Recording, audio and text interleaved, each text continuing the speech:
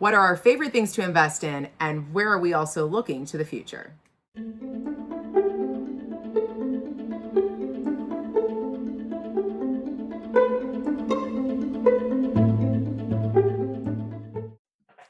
Hey, everybody, welcome back to TFE with Ashley and Nate. Today, we are chatting about what our favorite things to invest in are, where we're currently invested, and some interesting assets that we have our eyes on for the future. Nate, I'll let you take it away. What are your favorite areas to invest in? Well, as you know, I do like my silver. I do like the shiny, so to speak.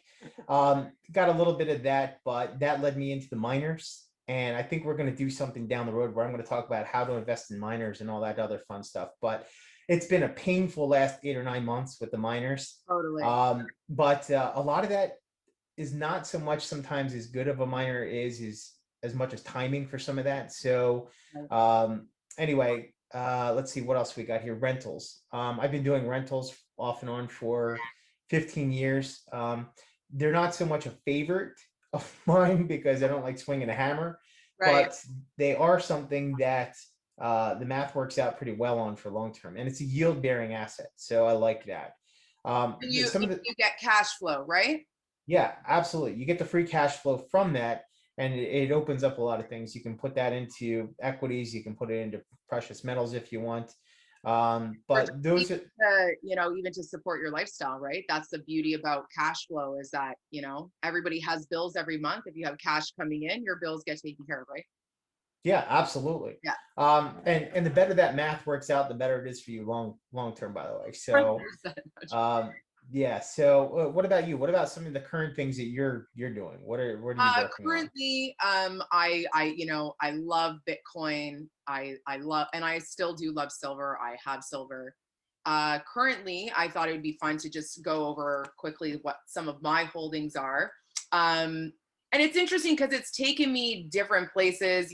I'm interested to see in the future. There's a lot of talk on financial Twitter about, the power of index funds and ETFs and sort of a set it and forget it mentality. But then Warren Buffett says that amazing quote where he's like, people who diversify do that when they don't really know what they're doing or what they're holding.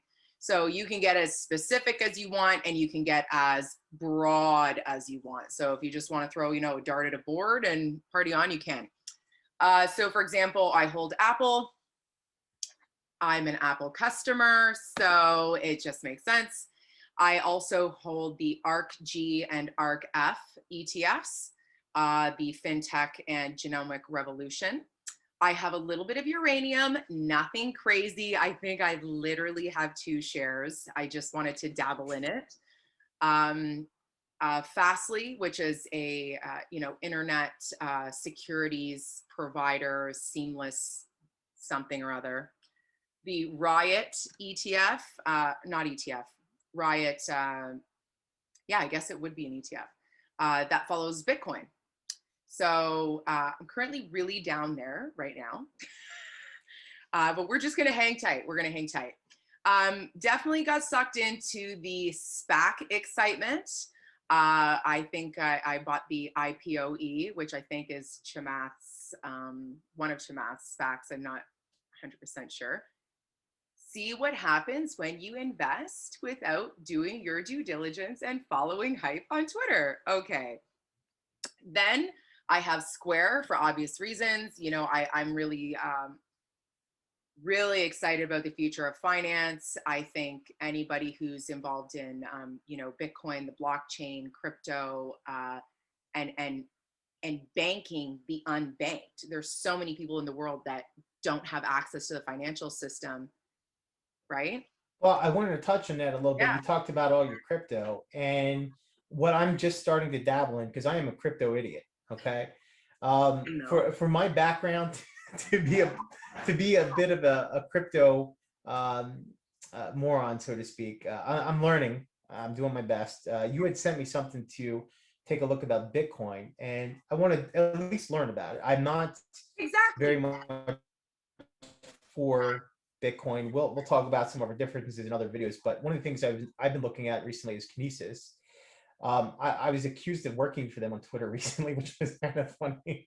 You're like, But I yeah, wish. so recently I do have a KVT through them and 1 KAG, which is 1 ounce of silver. It's Okay. digitally, and it's linked to 1 ounce of silver in the vault. So I'm Okay. learning a little bit about that. And anyway, it's pretty much an interesting path to go down. I want to learn, like I said, I want to learn a little bit more about the Bitcoin.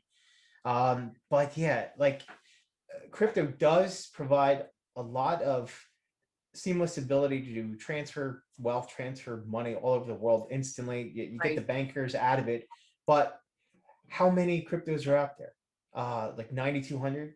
So are you going to be an expert on all of them? What do Well, some of them do actually things, and some of them are just, placeholders. like a Dogecoin. So yeah, there's a lot of things out there, and we're not going to like advise people on what particular coin to get or what not to get, but maybe we can do an episode of like Wouldn't even know. 6,000 different I coins wouldn't to do. even know where to, even if I wanted to advise somebody, which I'm not going to and I'm not able to, but I wouldn't even know because I don't get involved. Like there's this saying in the Bitcoin community, Bitcoin, there is no alternative. There is no other. There's just one Bitcoin. And I think a lot of people are getting a little messed up, lumping Bitcoin into the umbrella of crypto.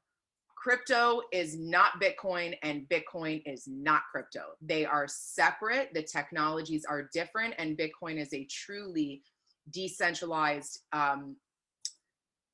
network that, like for example, Ethereum has a centralized person, right? There's an entity that runs the Ethereum technology. They can add more to the supply of Ethereum, or they can take away from the supply of Ethereum. Which Bitcoin, as even that there's only a 21 million cap.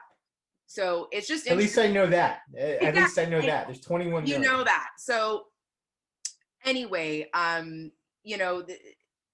this is still we're still so early. There's still so much to learn. I learn about Bitcoin every day. There's something I learn every single day. There's people, Mark Moss on YouTube, he's been studying Bitcoin for 7 years. He's like, and I'm still learning.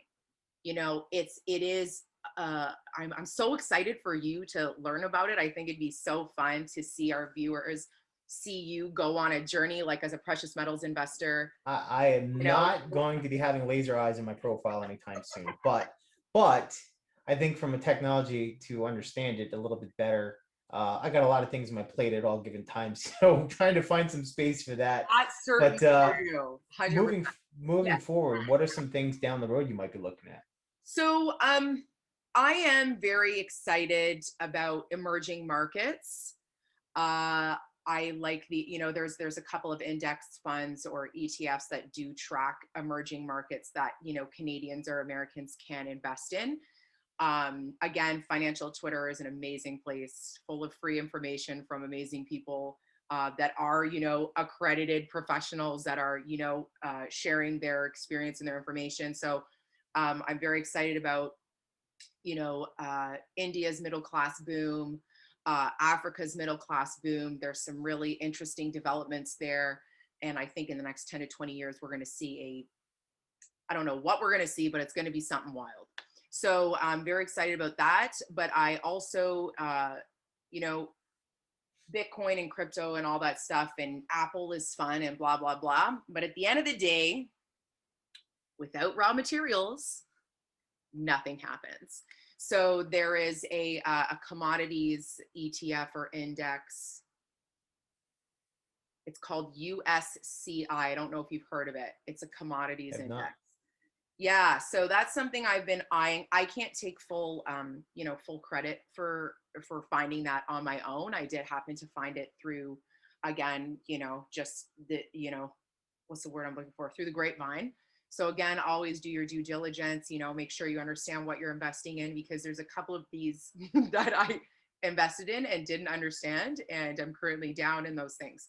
So that's an honest, we have to be honest about that as well. Like, you can get really caught up in the hype of things and the excitement, and then you're essentially chasing the top, right? And you buy at the top, and then anyway.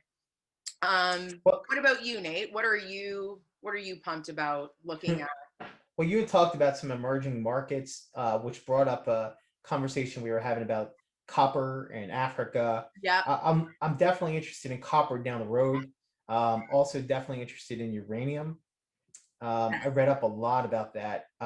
However, I think it's David Hunter talks about a coming bust, a global bust, and then if you start looking enough on Twitter, you kind of start worrying about when is this crash going to happen and what's going to happen on the other side of it. So Okay. many of these guys are talking about, hey, make sure you have a lot of cash on the sidelines. And so I'm not going to be chasing copper at $4.30 at the moment, but I do have an interest in copper, uranium, and one of the things I think is very interesting is battery metals and nickel, Yep. because if we're going to be electrifying everything, we're going to want a lot of batteries on the sidelines for that. Furthermore, I'm also interested in recycling, which is not a very interesting topic that people talk about all the time. But if you're looking at some time down the road, you're looking at $7,500 silver. There are recycling methods out there that are cost prohibitive at the moment. But if you're sitting with, I don't know, 30 billion ounces or so of silver that are in dumps, that are in stretchy pants, that are in band-aids, that Yep. can't be recovered right now. They're in phones, mirrors. This stuff is not economically recoverable right now. But if you have $100 silver price, and you have, I remember David Morgan was talking about a recycling company about 6 or 12 months ago. I wish I could remember it right now. But as that silver price starts moving up, I want to know who knows how to do that and what price point are they looking at? Because if you can get into one of these companies that starts to make money recycling silver, Yep. that actually can be a nice cash cow. So Well, those are the kind of things I'm looking at right now. it's not like, and again, this is not sexy stuff. People want to, they want to be involved in the next hot, cool thing, the next Facebook, the next Twitter. But there's a lot of really unglamorous businesses that are extremely lucrative, really liquid. They have great cash flow, and everybody needs them. I wish somebody told me in high school guidance counselor that why don't you just like open a garbage business?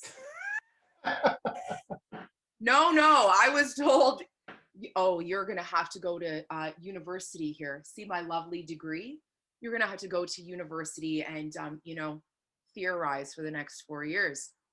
It was great. Loved it. But am I really raking in the dough with it? No, I'm not. So, Well, we had talked about commodities could be, I mean, they talk about a commodity super cycle. And yeah. I think a lot of the stuff that we're talking about, 5, 10 years down the road is going to be a lot of commodities. So it would be interesting to see anybody that's watching this, how they gotten started with investing and what they're investing in right now. What do they think is going to be Yeah. pretty good for the next 5 to 10 years?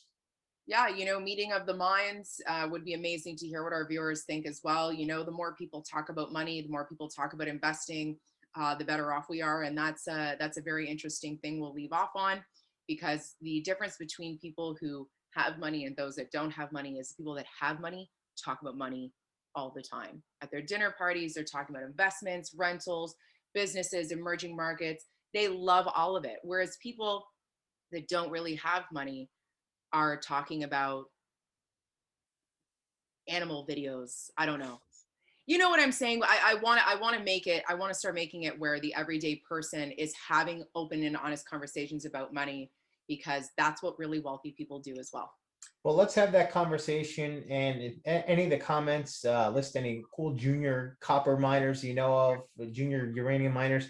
As you know, I have the blog. I can kind of research some of these and maybe some of the best comments we get. I can do a research blog on it and kind of do a deep dive. Nate, that would be awesome. No one better for it. Okay, guys, until next time, we will see you soon. Take care. And as always, guys, please don't forget to like and subscribe to our channels. It helps the algorithm in YouTube send this video out more and more. We really appreciate all your support. Till next time.